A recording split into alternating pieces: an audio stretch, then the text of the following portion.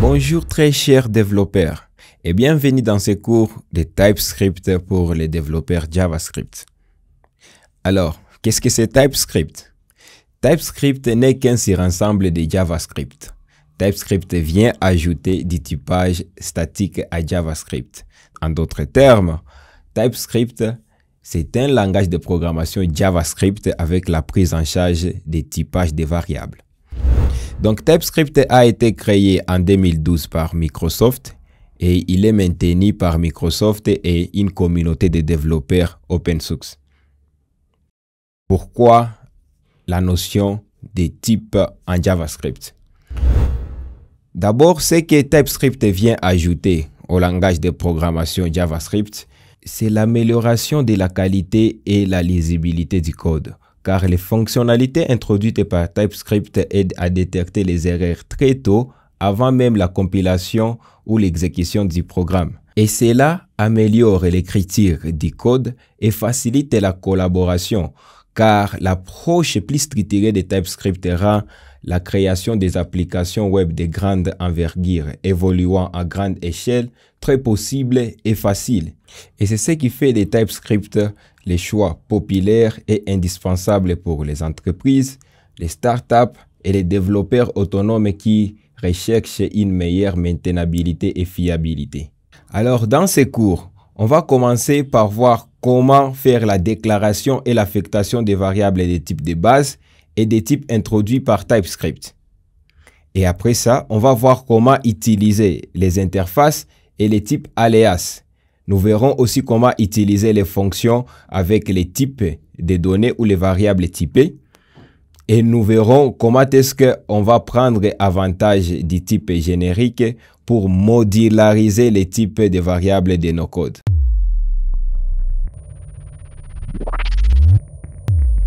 Alors, ouvrez votre navigateur et tapez juste TypeScript et choisissez ici le premier lien ici, typescriptlang.org.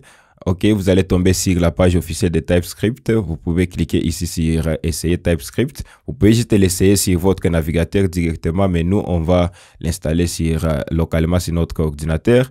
TypeScript est disponible sur NPM et d'autres commandes. Alors, nous, on va sélectionner cette commande ici, npm. Je vais sélectionner ça et copier. OK. Et on va aller sur notre éditeur de code ici, VS Code. Je vais ouvrir ici un dossier. OK. Pour sélectionner là où habitera mon projet. Donc, je vais choisir ici l'emplacement. OK. Et créer un nouveau dossier. Je vais créer un nouveau dossier. Je vais l'appeler ici TypeScript. Vous pouvez les nommer comme vous voulez. Mais moi, je crois que TypeScript prend un peu de sens. Je vais sélectionner ces dossiers ici. Voilà mon projet. Et là, je vais ouvrir alors le terminal en cliquant ici.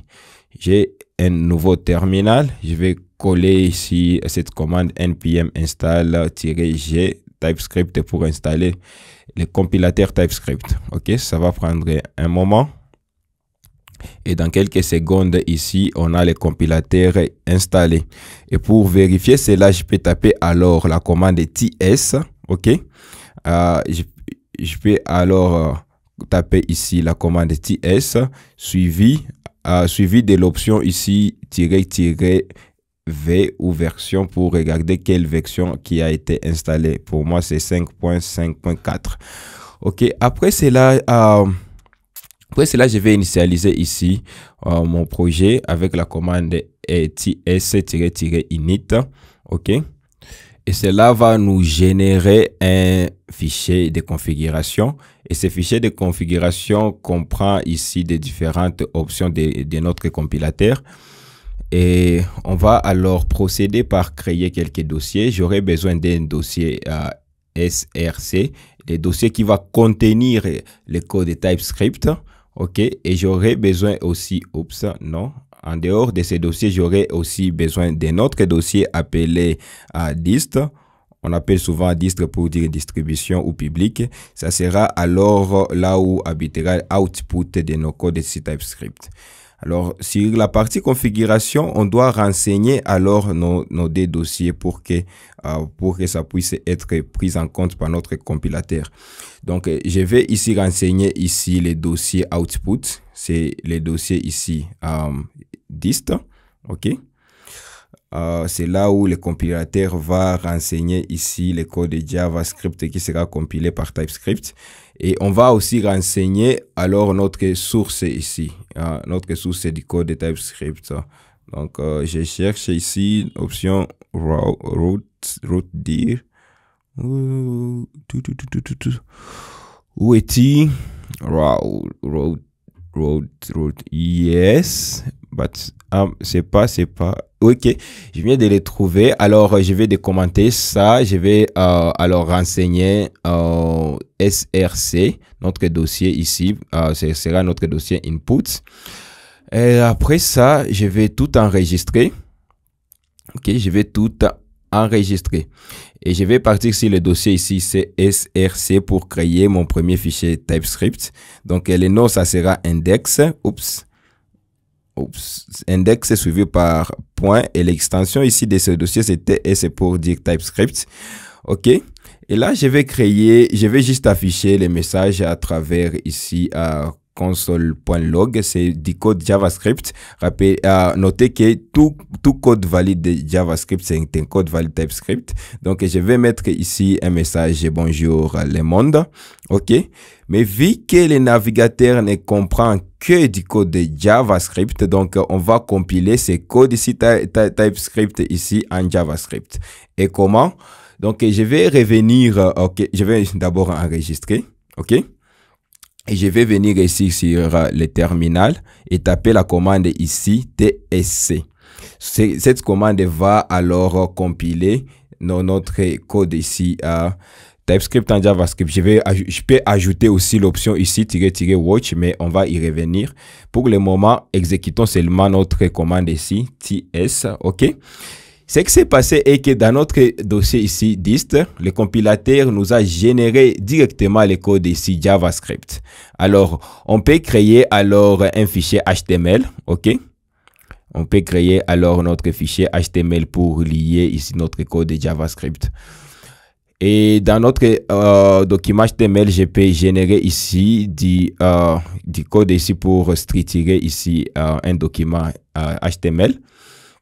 Et le titre, c'est TypeScript. OK. Et pour lier alors les fichiers à JavaScript, c'est simple. On les lie à travers ici la balise script. Donc, je vais taper ici script, je crois. OK. Oups. Script, what am I doing? Script, OK, je l'ai. Et là, je vais référencer la source. Ça puise sa source ici depuis le fichier index.js. OK. Alors, là maintenant, je suis capable ici de prévisualiser mes codes ici. TypeScript directement dans ces dossiers à travers ces fichiers index.js. Et là, pour prévisualiser ici ces documents HTML sur mon navigateur, je vais utiliser l'option ici Lifesaver.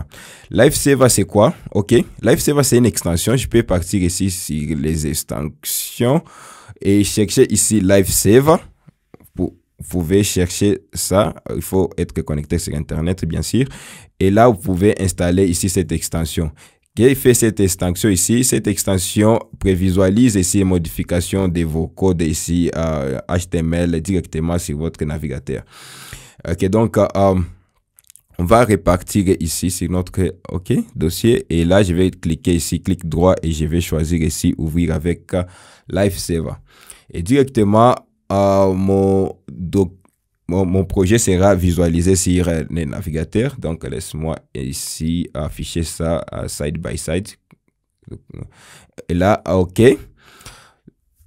Là, j'ai mon projet et j'ai sa prévisualisation. Alors, on n'a rien d'affiché ici. Donc, c'est parce qu'on n'a rien dans les bodies. On peut ajouter quelque chose. Je peux ajouter un H1 ici et je peux dire quoi? Bon, je lui dis apprenons TypeScript.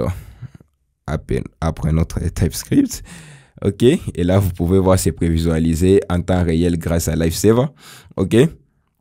Et pour voir ce qu'on a affiché dans la console, je vais inspecter l'élément et partir sur l'option ici console. Et bingo, on a notre message ici qui a été affiché sur notre console. OK. Et là, je peux partir ici sur mon fichier TypeScript et modifier ces messages. Je vais dire alors bonjour TypeScript.